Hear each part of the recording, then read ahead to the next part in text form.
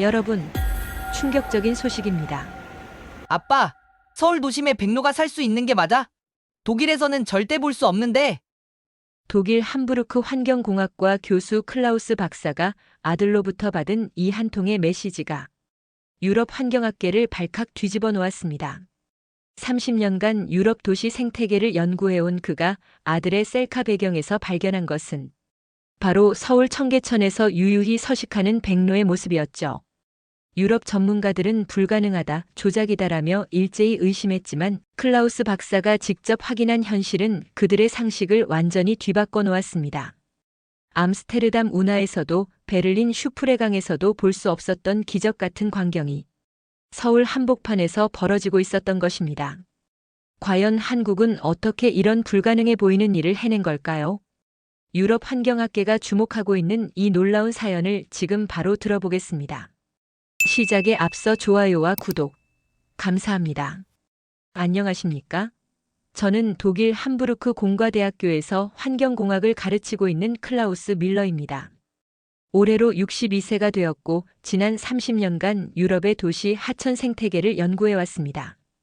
지난 9월 어느 평범한 저녁이었습니다. 늘 그렇듯 연구실에서 늦은 저녁을 보내고 집으로 돌아오니 아내가 웃으며 말했습니다. 마르쿠스에게서 연락이 왔다고 했습니다.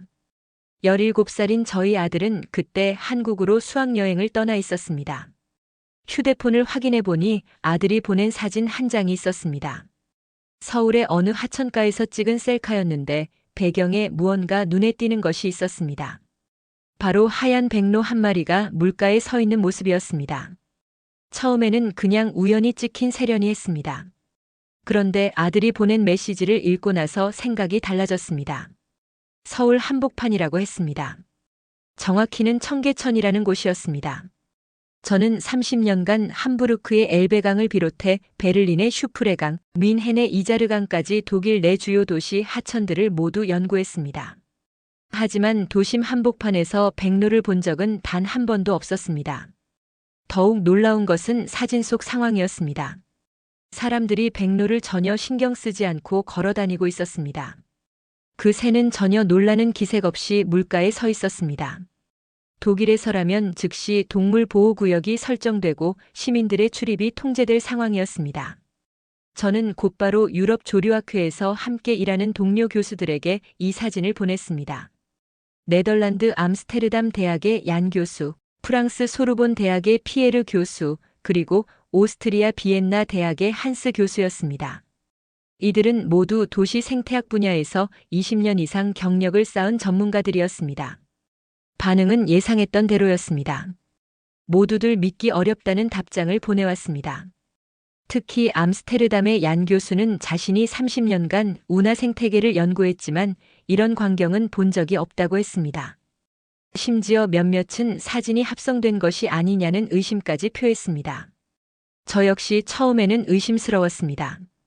도시 중심가에서 백로가 서식한다는 것은 생물학적으로 매우 까다로운 조건들이 충족되어야 가능한 일이었습니다. 무엇보다 수질이 깨끗해야 하고 충분한 먹이가 있어야 하며 인간의 방해가 최소화되어야 했습니다. 하지만 아들의 사진을 자세히 들여다볼수록 모든 것이 진짜 같았습니다. 백로의 자세, 주변 환경, 심지어 물의 색깔까지 모든 것이 조작의 흔적 없이 자연스러워 보였습니다. 30년간 쌓아온 전문가로서의 직감이 이것이 진짜라고 말하고 있었습니다. 그날 밤 저는 잠을 이루지 못했습니다. 만약 정말로 서울에서 이런 일이 벌어지고 있다면 이는 도시 생태학 역사에 기록될 만한 사건이었습니다. 유럽의 어떤 도시도 해내지 못한 일을 한국이 해낸 것일 수도 있었습니다. 다음 날 저는 독일 환경연구소에서 열리는 원래 회의에 참석했습니다. 매달 셋째 주 화요일마다 열리는 이 회의에는 독일 전역의 환경 전문가들이 모여 최신 연구 동향을 공유했습니다. 그날도 평소처럼 15명의 교수들과 연구원들이 참석했습니다.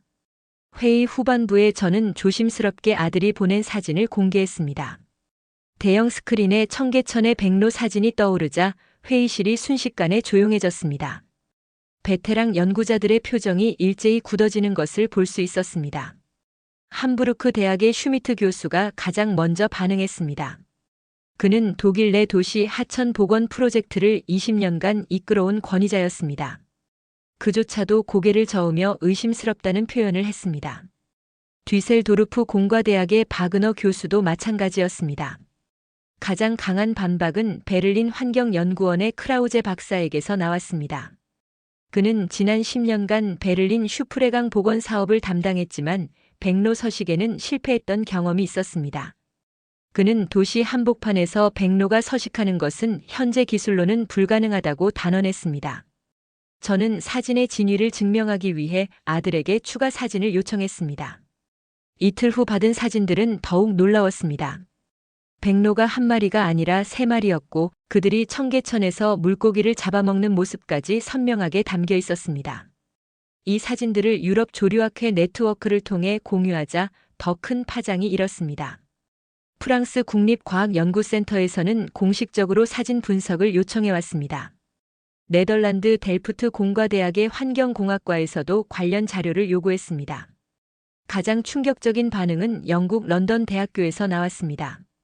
템스강 생태계를 30년간 연구해온 그들조차 이런 사례는 들어본 적이 없다고 했습니다. 심지어 일부에서는 한국 정부의 관광 홍보용 조작 사진이 아니냐는 의혹까지 제기되었습니다.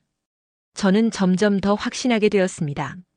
이것이 진짜라면 한국이 전 세계 도시 생태학 분야에서 역사적인 성과를 이뤄낸 것이었습니다. 유럽의 어떤 도시도 해내지 못한 일을 해낸 것일 수도 있었습니다. 유럽 전문가들의 의심이 계속되자 저는 직접 확인해 보기로 결심했습니다. 대학에 연구 출장을 신청했지만 예산 부족을 이유로 거절당했습니다. 한국까지 가서 새 한 마리 확인하는 것은 예산 낭비라는 게 대학 측의 판단이었습니다. 결국 저는 개인 휴가를 내고 자비로 한국행을 결정했습니다. 아내는 아들 보러 가는 핑계라며 농담을 했지만 저에게는 30년 연구 인생을 걸고 확인해야 할 중요한 문제였습니다. 10월 중순 인천공항에 도착한 저는 곧바로 서울로 향했습니다. 택시 기사에게 청계천을 가자고 했더니 친절하게 설명해 주었습니다. 서울 한복판을 가로지르는 복원된 하천이라고 했습니다. 청계천에 도착한 순간 저는 말 그대로 얼어붙었습니다. 아들의 사진이 전혀 과장되지 않았음을 깨달았습니다. 아니, 오히려 현실이 더 놀라웠습니다. 백로가 한 마리가 아니라 5마리나 있었습니다. 더욱 충격적인 것은 주변 상황이었습니다. 출근 시간대였는데도 정장을 입은 직장인들이 백로 옆을 지나가며 전혀 신경 쓰지 않았습니다. 마치 일상적인 풍경인 것처럼 말입니다. 독일이라면 즉시 동물보호구역이 설정되고 시민들의 접근이 통제될 상황이었습니다. 저는 30분 넘게 그 자리에 서서 관찰했습니다. 백로들은 사람들을 전혀 경계하지 않았습니다. 오히려 물속에서 물고기를 잡는 데만 집중하고 있었습니다. 이는 이들이 이곳에서 오랫동안 서식해왔다는 증거였습니다. 물의 상태도 놀라웠습니다. 제가 유럽에서 본 어떤 도시 하천보다도 깨끗했습니다. 바닥이 훤히 보일 정도였고 물고기들이 헤엄치는 모습까지 관찰할 수 있었습니다. 이 정도 수질이면 백로가 서식하기에 충분한 조건이었습니다. 그날 저녁 호텔에서 동료들에게 보낸 이메일에는 한 줄만 적었습니다. 모든 것이 진짜였습니다. 한국이 해냈습니다. 이튿날 저는 더 자세한 관찰을 위해 다시 청계천을 찾았습니다. 오전 9시경이었는데 벌써 많은 사람들이 산책을 하고 있었습니다. 저는 근처 카페에 들어가 직원에게 백로에 대해 물어보았습니다. 그 젊은 직원의 대답은 매우 담담했습니다. 5년 전부터 서식하고 있다고 했습니다. 처음에는 신기해서 사진 찍는 사람들이 많았지만 이제는 일상이 되었다고 했습니다. 심지어 관광객들이 백로 보러 많이 온다며 웃었습니다. 더욱 놀라운 장면은 오후에 목격했습니다. 초등학교 소풍을 온 아이들 무리가 백로를 발견하고 신기해했습니다. 한 아이가 주머니에서 과자를 꺼내 백로에게 던져주려고 했습니다. 그때 선생님이 조용히 말렸습니다. 그 선생님의 설명이 인상적이었습니다. 새들이 배고프면 스스로 물고기를 잡아먹는다고 했습니다. 사람이 주는 음식은 새들에게 오히려 해롭다고 아이들에게 설명했습니다. 아이들은 고개를 끄덕이며 조용히 관찰하기 시작했습니다. 이런 광경은 독일에서는 상상하기 어려운 일이었습니다. 함부르크에서는 시민들이 오리에게 빵 조각을 던져주는 것을 막기 위해 곳곳에 경고판을 세워놓았지만 효과가 제한적이었습니다. 하지만 여기서는 자연스러운 교육이 이루어지고 있었습니다. 저녁 시간에는 더욱 흥미로운 장면을 봤습니다. 퇴근하는 직장인들이 백로들을 보며 잠시 걸음을 멈췄습니다. 하지만 아무도 시끄럽게 하거나 너무 가까이 다가가지 않았습니다. 적당한 거리에서 조용히 관찰한 후 각자의 길을 갔습니다. 한 노인분이 손자와 함께 백로를 보고 있었습니다. 손자가 백로에게 다가가려 하자 할아버지가 부드럽게 말렸습니다. 새들도 집이 있고 쉬어야 한다고 설명했습니다. 그 말을 들은 아이는 멀리서 손을 흔들며 인사했습니다. 이 모든 광경을 보면서 저는 깨달았습니다. 기술이나 시설만으로는 이런 결과를 만들 수 없다는 것을 말입니다. 시민들의 의식과 문화가 뒷받침되어야 가능한 일이었습니다. 3일째 되던 날 저는 평생 잊지 못할 순간을 목격했습니다. 오전 일찍 청계천을 찾았는데 어미 백로 옆에 작은 새끼들이 있는 것을 발견했습니다. 처음에는 눈을 의심했습니다. 도시 한복판에서 백로가 번식에 성공했다는 것은 상상을 초월하는 일이었습니다. 가까이 다가가 보니 확실했습니다. 새끼 백로 4마리가 어미를 따라 물가를 걸어 다니고 있었습니다. 아직 어린 새끼들은 비틀비틀 걸었지만 건강해 보였습니다. 어미는 끊임없이 물고기를 잡아와 새끼들에게 먹여주고 있었습니다. 이는 단순한 서식을 넘어선 완전한 정착을 의미했습니다. 야생동물이 어떤 환경에서 번식한다는 것은 그 환경을 완전히 안전하다고 인정한다는 뜻이었습니다. 유럽의 어떤 도시에서도 성공하지 못한 일이었습니다. 근처에 있던 시민 한 분이 제게 말했습니다. 작년에도 새끼가 태어났다고 했습니다. 매년 봄이면 이런 광경을 볼 수 있다는 것이었습니다. 저는 경악했습니다. 일회성이 아니라 지속적인 번식이 이루어지고 있었던 것입니다. 더욱 놀라운 것은 시민들의 반응이었습니다. 새끼 백로를 신기해하면서도 절대 방해하지 않았습니다. 사진을 찍을 때도 플래시를 사용하지 않았고 소리를 내지도 않았습니다. 마치 암묵적인 약속이라도 있는 것처럼 모두가 조용히 행동했습니다. 한 어머니가 어린 딸과 함께 백로 가족을 보고 있었습니다. 딸이 새끼 백로를 보며 귀엽다고 하자 어머니는 조용히 설명했습니다. 아기 새들이 무서워할 수 있으니 멀리서 봐야 한다고 했습니다. 아이는 고개를 끄덕이며 소곤소곤 속삭이기 시작했습니다. 저는 그 순간 깨달았습니다. 한국이 이뤄낸 것은 단순한 환경 복원이 아니었습니다. 인간과 자연이 진정으로 공존하는 문화를 만들어낸 것이었습니다. 이는 기술이나 정책만으로는 절대 이룰 수 없는 성과였습니다. 30년간 유럽 도시들을 연구하면서 늘 아쉬웠던 부분이 바로 이것이었습니다. 아무리 좋은 시설을 만들어도 시민들의 의식이 따라주지 않으면 의미가 없었습니다. 하지만 여기서는 그 모든 것이 조화롭게 이루어지고 있었습니다. 마침 그날 오후 아들 마르쿠스와 만날 약속이 있었습니다. 수학여행이 끝난 후 하루 더 머물기로 한 것이었습니다. 저는 아들을 청계천으로 데려갔습니다. 제가 며칠간 목격한 놀라운 광경을 함께 보고 싶었습니다. 아들은 처음 이곳에 왔을 때보다 백로들에 대해 더 많이 알고 있었습니다. 현지 가이드에게서 들은 이야기들을 저에게 전해주었습니다. 청계천이 과거에는 복개천이었다는 것, 복원 과정에서 많은 노력이 들어갔다는 것 등이었습니다. 저는 아들에게 물어봤습니다. 독일의 도시들과 무엇이 다른 것 같은지 말입니다. 아들의 대답은 간단하면서도 핵심을 찔렀습니다. 여기서는 사람과 새가 서로 방해하지 않는다는 것이었습니다. 그 말을 듣고 저는 깊이 생각해 봤습니다. 함부르크에서 시민들은 종종 새들에게 먹이를 주려 했습니다. 좋은 의도였지만 결과적으로는 새들의 자연스러운 생활을 방해했습니다. 베를린에서도 마찬가지였습니다. 사람들이 너무 가까이 다가가려 해서 새들이 스트레스를 받았습니다. 하지만 여기서는 달랐습니다. 시민들이 적절한 거리를 유지하면서 백로들을 관찰했습니다.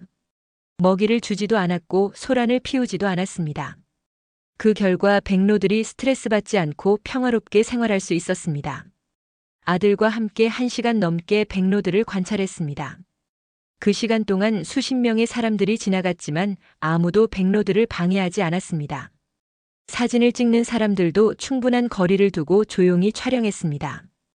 가장 인상적이었던 것은 한 할머니의 모습이었습니다. 그분은 매일 이곳을 산책한다고 했습니다. 백로들을 보는 것이 하루의 즐거움이라고 했습니다. 하지만 절대 가까이 다가가지 않았습니다. 멀리서 바라보는 것만으로도 충분히 행복해 보였습니다. 저는 그때 비로소 깨달았습니다. 진정한 공존이 무엇인지를 말입니다. 자연을 인간의 즐거움을 위한 도구로 여기는 것이 아니라 같은 공간을 나누는 이웃으로 존중하는 것이었습니다. 한국 사람들이 보여준 것이 바로 그것이었습니다.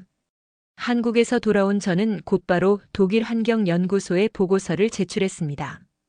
5일간의 관찰 기록과 함께 100여 장의 사진을 첨부했습니다. 백로들의 서식 상황부터 번식 성공, 그리고 시민들의 자발적 보호 문화까지 모든 것을 상세히 기록했습니다. 한 달 후 열린 특별 세미나에는 독일 전역에서 환경 전문가들이 모였습니다. 평소보다 2배나 많은 30여 명이 참석했습니다. 제가 발표를 시작하자 회의실은 조용해졌습니다. 청계천의 백로 사진들이 스크린에 나타나자 여기저기서 감탄사가 터져 나왔습니다. 가장 큰 반응은 번식 성공 사진에서 나왔습니다.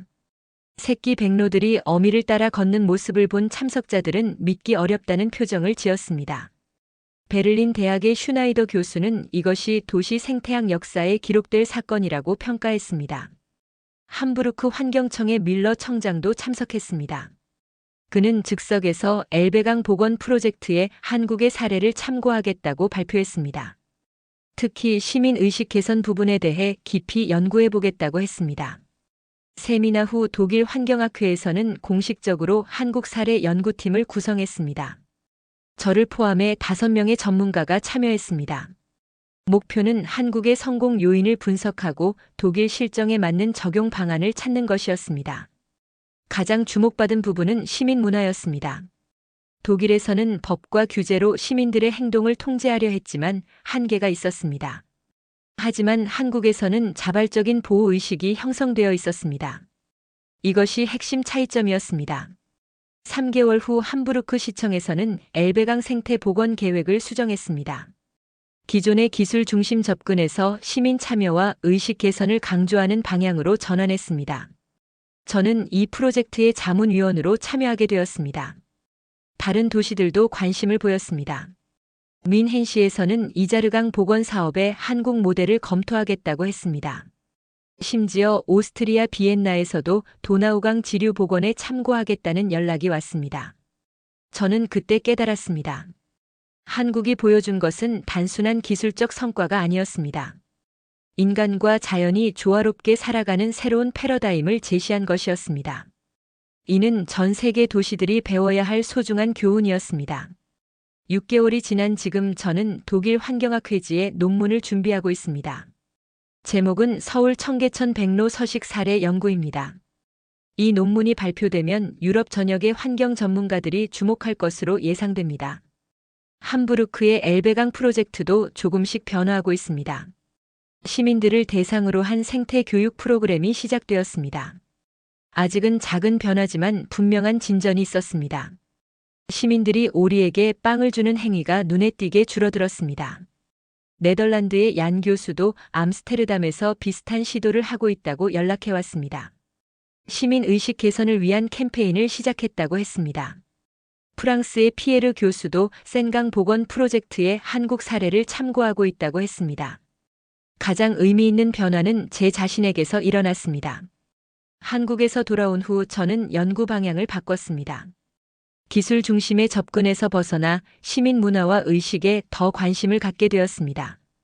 매주 토요일마다 저는 함부르크 시민들을 대상으로 한 생태 교육에 참여하고 있습니다. 시민들에게 야생동물과의 올바른 공존 방법을 알려주는 일입니다. 한국에서 본 것들을 하나하나 전해주고 있습니다. 아들 마르쿠스도 변했습니다. 학교에서 환경 동아리를 만들어 활동하고 있습니다. 친구들에게 한국의 청계천 이야기를 들려주며 환경 보호의 중요성을 알리고 있습니다. 제가 찍은 백로 사진들이 그 동아리의 상징이 되었습니다. 물론 변화는 느립니다. 하지만 분명히 시작되었습니다. 한국이 보여준 가능성을 유럽에서도 실현할 수 있다는 희망이 생겼습니다. 그것만으로도 충분히 의미 있는 일이라고 생각합니다. 저는 언젠가 함부르크의 엘베강에서도 청계천과 같은 광경을 볼 수 있기를 꿈꿉니다. 백로들이 평화롭게 서식하고 시민들이 자발적으로 보호하는 그런 도시를 만드는 것이 제 남은 목표입니다. 한국이 증명했듯이 불가능한 일은 아닐 것입니다. 한국 방문으로부터 1년이 지난 지금 저는 더욱 명확하게 깨달았습니다. 한국이 보여준 것은 단순한 환경 복원 사례가 아니었습니다. 그것은 인류 문명의 새로운 가능성이었습니다. 독일에서 함부르크 엘베강 프로젝트를 진행하면서 매일 한국의 청계천을 떠올립니다. 우리는 여전히 기술적 해결책만 찾고 있지만 한국은 사람의 마음을 바꾸는 일부터 시작했습니다. 그 차이가 결과의 차이를 만들어냈습니다. 최근 유럽연합 환경회의에서 발표할 기회가 있었습니다. 27개국 대표들 앞에서 한국의 사례를 소개했는데 모든 참석자들이 놀라워했습니다. 특히 동유럽 국가들의 반응이 뜨거웠습니다. 자신들도 비슷한 시도를 해보겠다고 했습니다. 가장 인상적이었던 것은 체코 프라하 시장의 반응이었습니다. 그는 즉석에서 한국 방문 계획을 발표했습니다. 불타바강 복원 프로젝트에 한국의 노하우를 적용하고 싶다고 했습니다. 작은 아들의 사진 한 장이 이렇게 큰 파급력을 갖게 될 줄 누가 알았겠습니까? 아들 마르쿠스도 변했습니다. 대학 진학을 앞둔 지금 환경공학을 전공하겠다고 했습니다. 한국에서 본 청계천이 그에게 꿈을 심어준 것입니다. 제2의 청계천을 유럽에 만들어보고 싶다는 것이 그의 목표가 되었습니다. 독일 내에서도 변화가 일어나고 있습니다. 함부르크뿐만 아니라 뮌헨, 쾰른, 프랑크푸르트에서도 한국식 도시 생태 복원에 관심을 보이고 있습니다. 저는 이제 독일 환경부의 한국 전문 자문위원이 되었습니다. 하지만 무엇보다 중요한 깨달음은 따로 있었습니다. 한국은 불가능을 가능으로 만드는 나라라는 것입니다. 전쟁으로 폐허가 된 나라가 60년 만에 세계적 선진국이 되고 오염된 하천을 백로가 서식하는 생태 천국으로 바꾼 것 모든 것이 한국인들의 의지력을 보여주는 증거였습니다. 유럽 사람들은 종종 한국을 작은 나라라고 생각합니다. 하지만 저는 이제 다르게 봅니다.